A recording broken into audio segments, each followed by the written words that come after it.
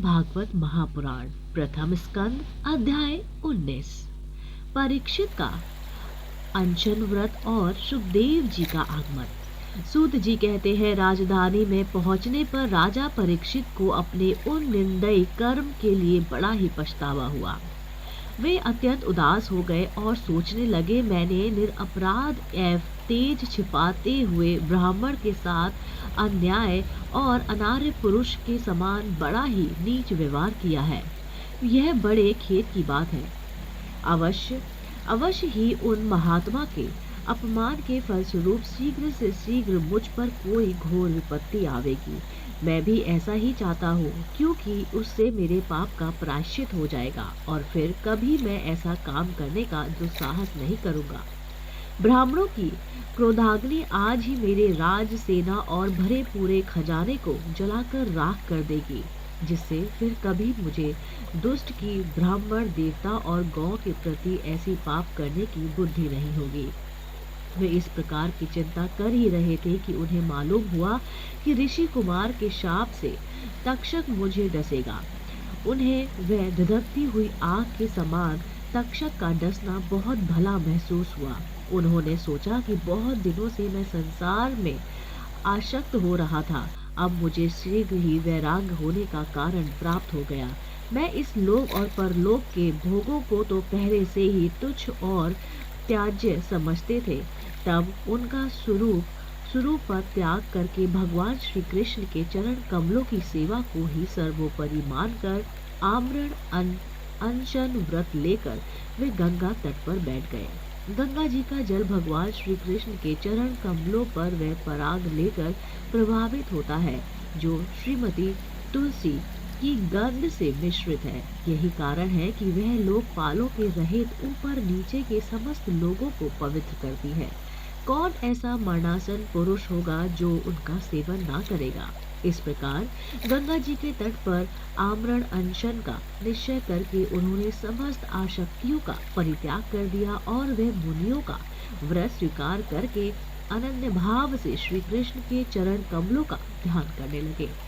उस समय त्रिलोकी को पवित्र करने वाले बड़े बड़े महानुभाव ऋषि मुनि अपने शिष्यों के साथ वहां पर पधारे।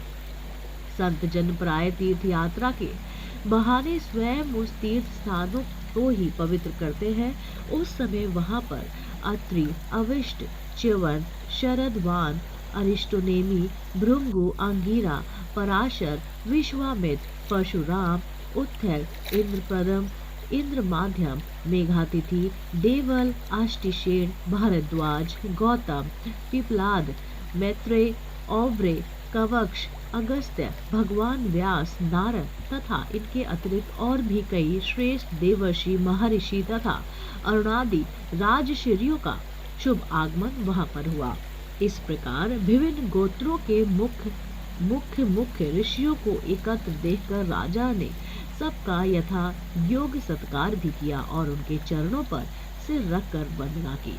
जब सब लोग आराम से अपने अपने आसनों पर बैठ गए, तब महाराज परीक्षित ने उन्हें फिर से प्रणाम किया और उनके सामने खड़े होकर शुद्ध हृदय से अंजलि बांधकर वे जो कुछ करना चाहते थे उसे सुनाने लगे। राजा परीक्षित ने कहा, अहो, समस्त राजाओं में हम धन्य हैं, धनतम है, क्योंकि अपने शील स्वभाव के कारण हम आप महापुरुषों के कृपा पात्र बने गए हैं। राजवंश के लोग प्राय निंदित कर्म करने के कारण ब्राह्मणों के चरण धोकर और धोवन से दूर पड़ जाते हैं। यह कितने खेद की बात है। मैं भी राजा ही हूँ।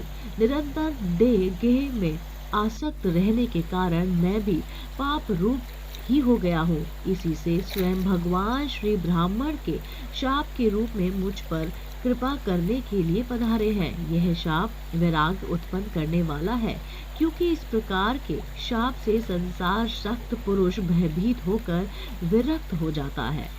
ब्राह्मणों, अब मैंने अपने चित्त को भगवान के चरणों में समर्पित कर दिया है। आप लोग और माँ गंगा जी शरणागत जाकर मुझ पर अनुग्रह करें। ब्राह्मण कुमार के शाप से प्रेरित कोई दूसरा कपट से तक्षक का रूप धरकर मुझे डस ले अथवा स्वयं तक्षक आकर डस ले, इसकी मुझे तनिक भी परवाह नहीं है। आप लोग कृपा करके भगवान की रसमयी लीलाओं का गायन करें। मैं आप ब्राह्मणों के चरणों में प्रणाम करके पुनः यही प्रार्थना करता हूँ कि मुझे कर्मवश चाहे जिस योनि में जन्म लेना पड़े, भगवान श्री कृष्ण के चरणों में मेरा अनुराग हो, उनके चरणाश्रित महात्माओं से विशेष प्रीति हो और जगत के समस्त प्राणियों के प्रति मेरी एक सी मैत्री रहे, ऐसा आप आशीर्वाद दीजिए। महाराज परीक्षित परम धीर थे। वे ऐसा दृढ़ निश्चय करके गंगा जी के दक्षिण तट पर पूर्वाग्रह कुशों के एक आसन पर उत्तर मुख होकर बैठ गए। राजकाज का भार तो उन्होंने पहले ही अपने पुत्र जन्मेजय को सौंप दिया था।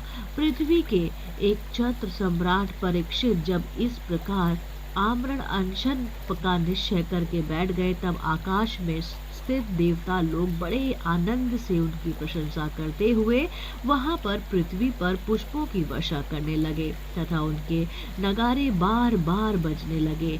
सभी उपस्थित महर्षियों ने परीक्षित के निश्चय की प्रशंसा की और साधु साधु कहकर उनका अनुमोदन किया।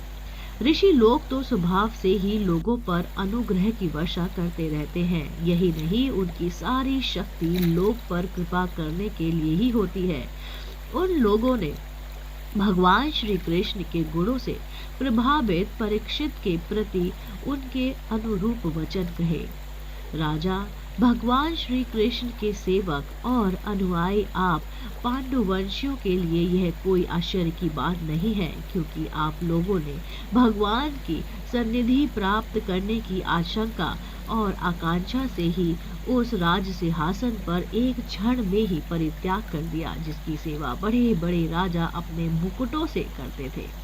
हम सब तब तक यही रहेंगे जब तक ये भगवान के परम भक्त परीक्षित अपने नश्वर शरीर को छोड़कर माया दोष एवं शोक से रहित भगवत धाम में नहीं चले जाते।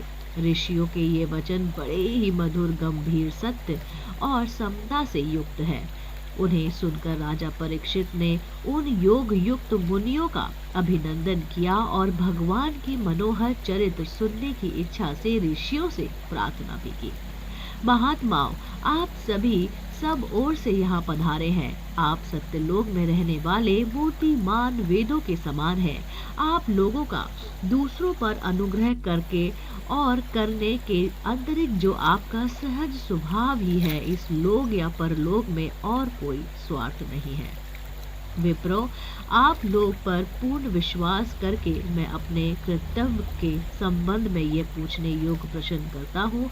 आप सभी विद्वान परस्पर विचार करके बतलाइए कि सबके लिए सब अवस्थाओं में और विशेष करके थोड़े ही समय में मरने वाले पुरुषों के लिए अंतकरण और शरीर से करने योग्य विशुद्ध कर्म कौन सा है। उसी समय पृथ्वी पर स्वेच्छा से विचरण करते हुए किसी की कोई उपेक्षा न रखने वाले व्यास नंदन भगवान श्री शुकदेव जी महाराज वहां पर प्रकट हो गए। वह वर्ण अथवा आश्रम के वह चिन्हों से रहित एवं आत्मानुभूति से संतुष्ट थे। बच्चों और स्त्रियों ने उन्हें घेर रखा था। उनका भेष अवधूत का था। 16 वर्ष की अवस्था थी। चरण, हाथ, जांघा, भुजाएं, कंधे, कपोल और अन्य सब अंग अत्यंत सुकुमार थे। नेत्र बड़े बड़े और मनोहर थे। नासिका कुछ ऊंची थी। कान बराबर थे। सुंदर भौहें थी। इसके मुख बड़ा ही शोभामायन हो रहा था। गला तो मानो सुंदर शंख ही था। हंसली ढकी हुई छाती चौड़ी और उभरी हुई थी। नाभि भंवर के समान गहरी, उदर बड़ा ही सुंदर त्रिवली से युक्त था।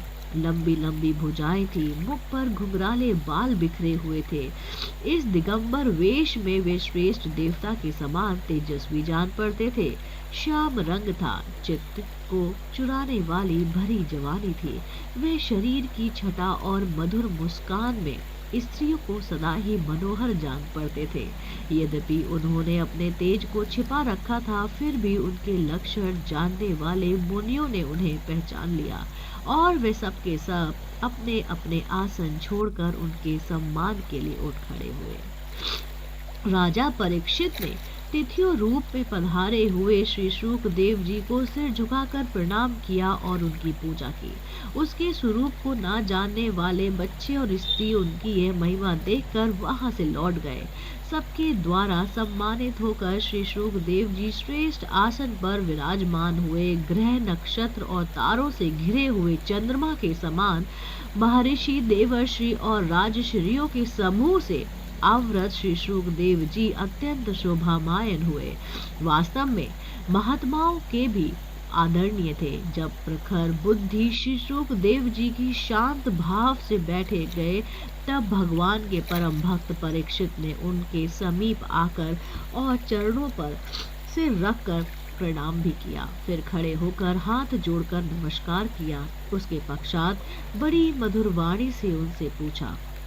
परीक्षित ने पूछा, ब्रह्म स्वरूप भगवान, आज हम बड़भागी हुए, क्योंकि अपराधी क्षत्रिय होने पर भी हमें संत समागम का अधिकार समझा गया।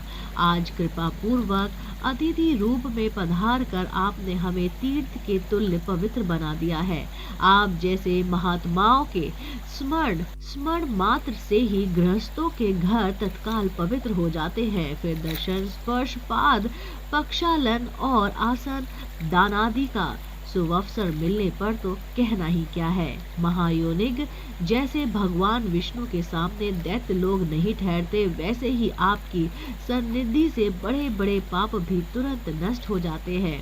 अवश्य ही पांडवों के सुहृद भगवान श्री कृष्ण मुझ पर अत्यंत प्रसन्न हुए होंगे। उन्होंने अपने फुफेरे भाइयों की प्रसन्नता के लिए उन्हीं के कुल में उत्पन्न हुए मेरे साथ भी अपनेपन का व्यवहार किया है।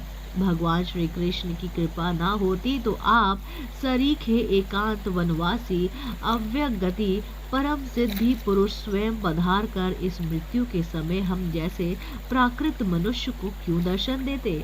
आप योगियों के परम गुरु हैं, इसलिए मैं आपसे परम सिद्धि के स्वरूप और साधन के संबंध में प्रश्न कर रहा हूँ।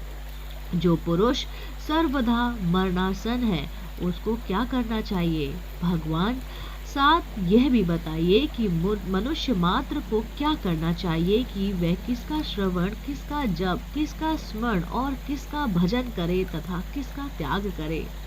भगवत स्वरूप मुनिवर, आपका दर्शन अत्यंत दुर्लभ है, क्योंकि जितनी देर एक गाय दुही जाती है गृहस्थों के घर पर, उतनी देर भी तो आप नहीं ठहरते। सूत जी कहते हैं, जब राजा ने बड़ी ही मधुर वाणी से इस प्रकार संभाषण एवं प्रश्न किए, तब समस्त धर्मों के मर्मज्ञ व्यास नंदन भगवान श्री शुकदेव जी उनका उत्तर देने लगे। इसी के साथ श्रीमद् भागवत महापुराण प्रथम स्कंद अध्याय 19 यहीं पर समाप्त होता है। अगला अध्याय सुनने के लिए, जानने के लिए आप देखते रहिए आपका अपना पसंदीदा YouTube चैनल आध्यात्मिक कहानियाँ।